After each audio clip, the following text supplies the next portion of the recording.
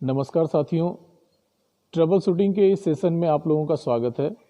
सबसे पहले मैं आपको ये अवगत कराना चाहूँगा कि कोटा वर्कशॉप में हमने जितनी भी गाड़ियाँ अटेंड की हैं वो सारी गाड़ियाँ ऑयल कंपनी के द्वारा उसका डीजी सर्टिफिकेट इशू किया जाता है और गाड़ियों का डीजी सर्टिफिकेट मिलने के बाद डी गैस सर्टिफिकेट, इसका मतलब ये होता है कि गाड़ियाँ गैस से रहित हैं। ये सर्टिफिकेट मिलने के बाद हम उसका क्रॉस चेक करते हैं। क्रॉस चेक के लिए हमारे पास एक्सप्लोसिव मीटर डिवाइस है। उस डिवाइस के द्वारा हम क्रॉस चेक करते हैं कि गाड़ियों में बिल्कुल गैस नहीं है। तभी हम अपने कर्मचारियों को ये अनुमति देते हैं कि वो अपनी गाड़ियों को अटेंड कर सकते हैं। मगर जहाँ तक ट्रबल शूटिंग की बात है, इसका एक्सपीरियंस हमें नहीं है, मगर आप अपने विवेक का इस्तेमाल कर सकते हैं कि इन गाड़ियों में कोई प्रॉब्लम होने पर ऑनलाइन फिल की हुई गाड़ियों में, भरी हुई गाड़ियों में कोई लीकेज होने के कारण, माइनर लीकेज होने के कारण अगर हम कुछ कर सकते हैं तो क्या कर सकते हैं। सबसे पहले तो मैं आपको ये जानकारी देना चाहूँगा कि इसमें आपका विवेक बहुत महत्वपूर्ण है। आप अपने विवेक का इस्तेमाल करें, किस प्रकार से गाड़ियों को आप अटेंड कर सकते हैं। सबसे पहले मैं आपको ये जानकारी देना चाहूँगा कि आप खड़े कैसे हों। खड़े होना भी एक मेन आपका इशू है। सबसे पहले आपको ये देखना है कि आपका हवा का डायरेक्शन क्या है। हवा का जो डायरेक्शन है, जैसे अगर मैं आपको एग्जांपल के तौर पे दूं कि हवा इधर से चल रही है, हवा इधर से चल रही है तो हवा उधर जा रही है, यानी गैस जो आपका जा रहा है वो उसका उस साइड की ओर जा रहा है, तो आपको इस डायरेक्शन में खड़े होना है। आप इस डायरेक्शन में खड़े होके अटेंड करेंगे तो आपको कम से कम उसका स्मेल आएगा। जो आप जानते हैं कि एलपीजी का स्वयं का स्मेल नहीं होता है, वो एथिल मर्सेप्टन का स्मेल होता है, जो उसके गंधहीन होने की प्रवृत्ति जो होती है उस पर वो वर्क करता है कि ताकि आपको स्मेल से पता पड़ सके, इथाइल मर्सेप्टन की स्मेल से पता पड़ सके कि इसमें लीकेज है। अगर उसमें नहीं मिलाया जाएगा तो आपको पता ही नहीं पड़ेगा कि एलपीजी में लीकेज है या नहीं है।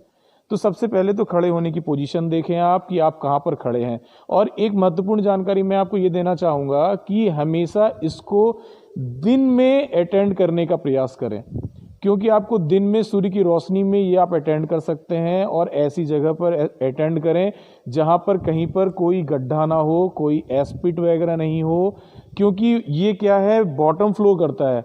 ये हवा में भारी होने के कारण ये नीचे की साइड ये फ्लो करता है और वो एस्पिड में जाके इकट्ठा हो जाएगा। तो इस तरीके से आप कहीं पर भी ऐसे जगह पर आइसोलेट करके वैगन को ले जाएं।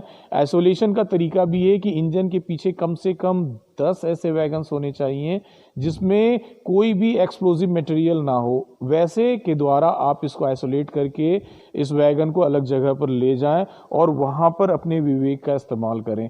पहले तो खड़े होने की कंडीशन मैंने आपको बता दी, आप कंडीशन को देखें, उस जगह पर आप खड़े हों। फिर आप ये देखें कि लीकेज कहाँ पर से है। अगर आप ये देख रहे हैं कि लीकेज यहां से है तो सबसे बेटर तरीका ये है कि आप इसमें वुडन ब्लॉक डाल सकते हैं। वुडन ब्लॉक डालने के बाद एमसिल का एक लेयर बना सकते हैं। फिर उसके बाद आप वुडन ब्लॉक डाल दें और उसको इसके अंदर डालने के बाद, इस डायमेंशन का डालने के बाद इसको आप प्रॉपर टाइट कर दें। क्यों? आपको ये पता है कि इसके नीचे कोई भी सेफ्टी के लिए एटम नहीं लगा हुआ है। इसके अंदर एक्सेस फ्लो चेक वाल्व वगैरह नहीं लगा हुआ है, ना इसके नीचे लगा हुआ है, ना इसके नीचे लगा हुआ है। अगर इन दोनों ट्यूब में लीकेज होता है तो रेगुलर लीकेज होगा। डेंजरस पोजीशन है साथियों, मैं बताना चाह रहा हूं, बार बार रिपीट कर रहा हूं, ये डेंजरस पोजीशन है। तो आप इसको प्रॉपर सही तरीके से, पहले तो सैंडविच की तरह एक आप वुडन ब्लॉक डालें, फिर उसके बाद आप एमसिल का लेयर डालें, फिर आप वुडन ब्लॉक डालें, उसको लॉक कर दें। बंद करने के बाद फिर आप इसको अच्छे से जितना हो सकता है स्पैनर की सहायता से टाइट कर दें। कितने का इसमें स्पैनर लगाना है? इसमें 32 का स्पैनर के द्वारा आप इसको टाइट कर सकते हैं। आफ्टर दैट आप इसमें भी जो आपका थर्मोवेल ट्यूब है, इसमें भी अगर लीकेज आता है तो आप इसमें वुडन ब्लॉक डालें। वुडन ब्लॉक के बाद एमसिल डालें, फिर वुडन ब्लॉक डालें, इससे ये सील हो जाएगा। सील होने के बाद आप इसको बिल्कुल प्रॉपर टाइट कर सकते हैं। ये तो दोनों ये बातें हुई इन दोनों के लीकेज की। अगर तीसरा लीकेज यहाँ से आ रहा है तो आप इसके ऑपरेटिंग हैंडल को अच्छे से टाइट कर सकते हैं। ऑपरेटिंग हैंडल को अच्छे से टाइट करने के बाद भी अगर लीकेज नहीं रुक रहा है तो आप एमसिल का इस्तेमाल करके इसको पूरा बंद कर सकते हैं। नीचे से लीकेज है यहाँ बंद कर सकते हैं, एमसिल की सहायता से इसे बंद कर सकते हैं। बॉटम से लीकेज है तो यहाँ बंद कर सकते हैं।